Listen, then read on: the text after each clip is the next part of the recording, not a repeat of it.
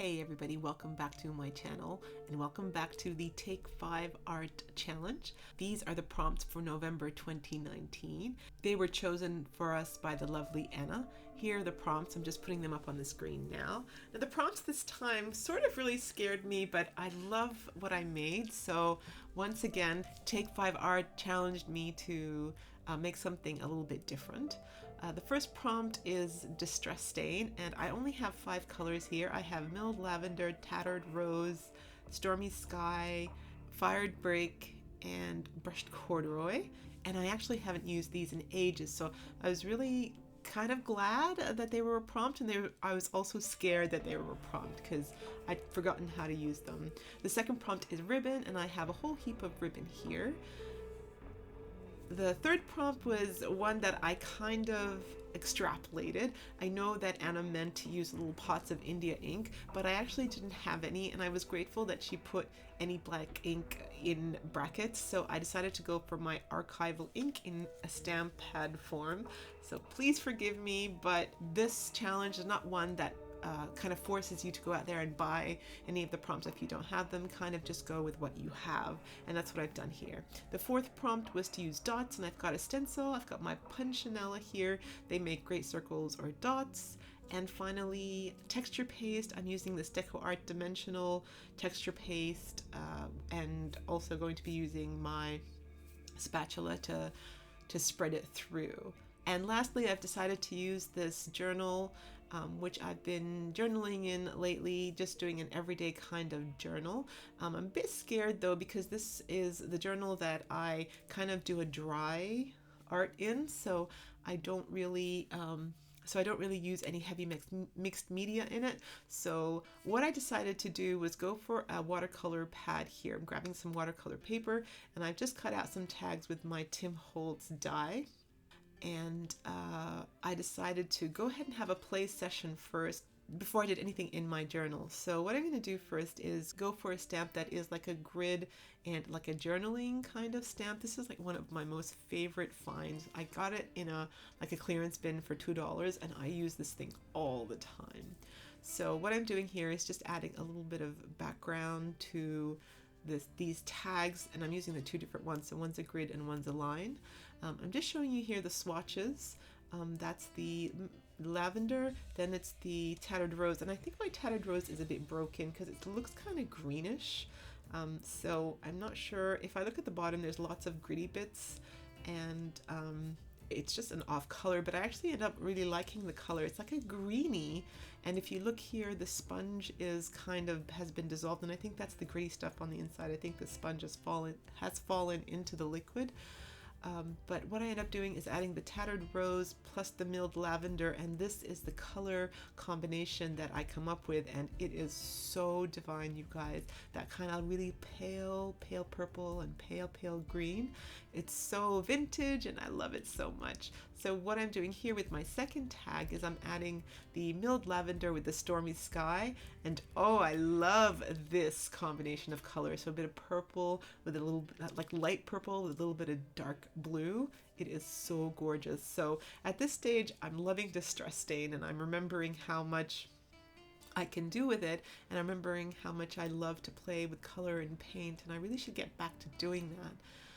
So what I ended up doing was cutting just a little bit of this like trim that I have, and I ended up staining the color of the trim to stormy sky and that tattered rose green.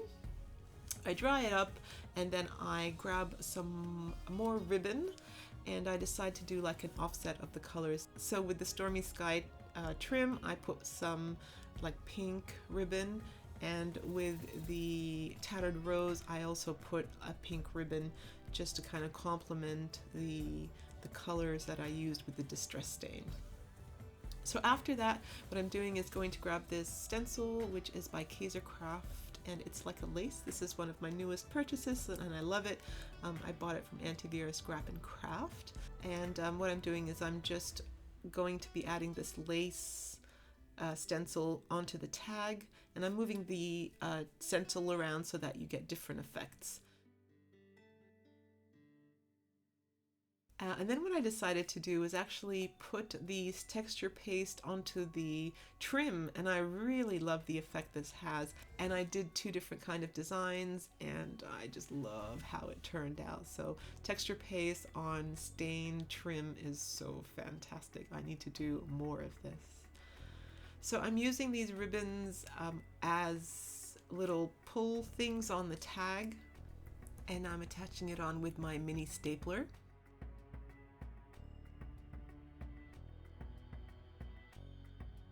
And after that, I thought, well, you know, what happens if I just add a little bit of the brushed corduroy? And I made a mistake here. I dabbed it into the distress stain, and then I decided to use my blender, and I hated what I did there. Like, I almost wanted to rip the tag and throw it out and start again, but I thought, no, let's just go with the mistake, and we'll make it work for us.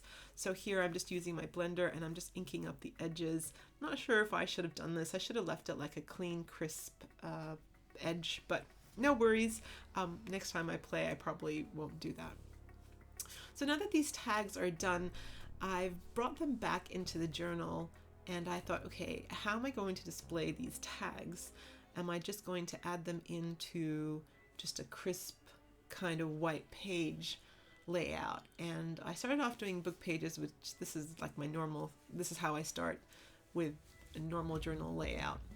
And I thought, no, it looks too neat. Like, you can see that the tags are mixed media and that the journal is stark white.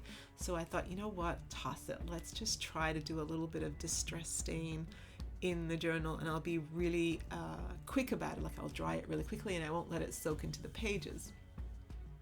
So I started off doing a good job here, but of course I do get carried away, and and I do soak it through. You'll see in a minute. So on one side I used the lavender and the tattered rose, and on the other side I used the lavender and the stormy sky. This is where I put quite a bit through, and I quickly try to sop it up and dry it off before it soaks into the rest of the pages. And then I was a little bit more demure with the application of the distress stain here. You can see the stormy sky, and I actually love it's showing the print of the sponge on top. It looks quite nice. So the background here is done enough for me, and I found this stamp that kind of looks like dots, so I hope it kind of fits in with the prompts. And I'm using my gray ink pad, and just because I just can't leave white space alone, I covered the areas where there's white. And here again, I'm grabbing my punchinella and just obliterating white space. So yeah, this is my mixed media background so far, and I think to myself, this is the ugly stage. You know, when you're ever making art, there's always ugly stages, and I'm thinking, gosh, what have I done? So I'm quickly covering it up here with book page. And just, you know, recentering, bringing in the tags, thinking, you know, what am I doing here? So I pick up a few of my scraps and try to do a little bit of collage, trying to cover over the messy background that I've done. And I pick quite light colors, so a little bit of that gray, that dotty gray, that picks up some of the lavender from the background, and I'm kind of covering it up. And I find that watching myself art is really fascinating and very weird. Like, I put something somewhere, and then when I apply the glue, I put it somewhere else. So I really don't know what I'm thinking at this stage, and I think that this is the intuitive part of journaling, and this is where you just go by heart and you go by feel, and there's no real explanation for why you put things where. So yeah, don't watch yourself when you art, because you just can't explain it. I do enjoy just dry journaling. This is what I call dry journaling, which is just getting papers and sticking them down, you know, just using all the glue in the house. So I've got these butterflies that I've stamped earlier, and I was thinking perhaps I could use them here, but I don't end up using them in this fashion. I'm thinking at this stage that the tags are looking a little bit like empty, and I wasn't sure exactly what I was doing here. So what I decided to do was just, I've die cut this little pocket out of vellum. Actually, I think this was baking paper or wax paper actually. And I decided to stick that down so that these tags go into this layout to remind me of, the play session that I had, and perhaps, like just to remind me of the prompts that I'd used. This is just my everyday journal, nothing special. It's just, yeah, playing with prompts. And so I've made those pockets there, and I thought, oh, it looks a little bit like you can't really define the edges, so grab some of this gold washi, and I really like how that looks. So they both go down, and I make it so that one pocket is higher on the layout than the other, and I use double-sided tape to stick that down. So far this is looking goodish, but I was thinking that it's missing focal points. Like, although this layout is all about the play session and the prompts that I used, I was thinking it looks really like, what's it trying to say? So what I ended up doing was trying to find some ephemera to kind of go with the pale scheme that I had going there, and really didn't like anything that I was doing. I was trying to make those vintage girls work, but this really wasn't the play session for it. That's for my junk journaling. So I grabbed this ephemera pack from Kaisercraft. This is Golden Grove. You can see here I'm trying to make a layout because there's no theme really in my mind. It doesn't work. I found this little bit of a flower to cover up that mistake I made on the tag where I smudged it, and so that looked really good.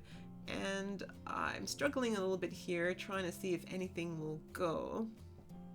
And I thought I'd leave this part in because I think in every stage of art there's a struggling part, and although at the end everything always works out fine, you always make it work out, but halfway through there's a point where you want to just throw in the towel and walk away, and then there's a point where you the break point where you push through, and then you have that aha moment and you know where you're going. So I'm just showing you here, like, this will work. I'm sure looking at it now, this could work as a layout. There's nothing wrong with it. It looks really lovely, but it's not what I was, I guess, feeling at the time. So I might go back and make some more tags and put these vintage girls on because it actually looks really lovely. And you could put that on Happy Mail and send it to people. I would adore getting that. So I decided to go with this this kind of leaf sprig, and I made it so that one was pointing downwards and one was going upwards, sort of complementary. But this is my aha moment. So I had this is a piece of scrap that was sitting with all my papers, and I thought, why don't I just find a sentiment or find a quote? And there was this like shine, shine, shine, and love and happiness. So I cut the shine, put one on each tag, and then cut the love and happiness and put one on each tag. So I thought, well, this kind of looks kind of good. It's kind of giving the sentiment. So I made it so that the tags were just a sentiment, like an encouragement, inspiration tags. And because once again, I thought that the background needed a little bit of ink, I thought I'd put some script down there. And instead of just adding an ephemera with butterflies, I thought I'd incorporate the butterflies into the layout. So I stamped some onto my tags and onto my backgrounds. And I really like how it looks. It's like a subtle addition and not too bold like I thought they were previously as ephemera pieces.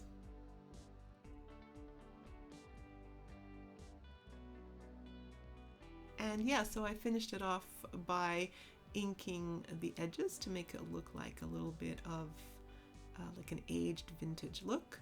I do play around here with adding some ribbon in complementary colors, the blue and the yellow, but I don't stick them in, and they do fall out a little later on, which is just fine. They look good with or without.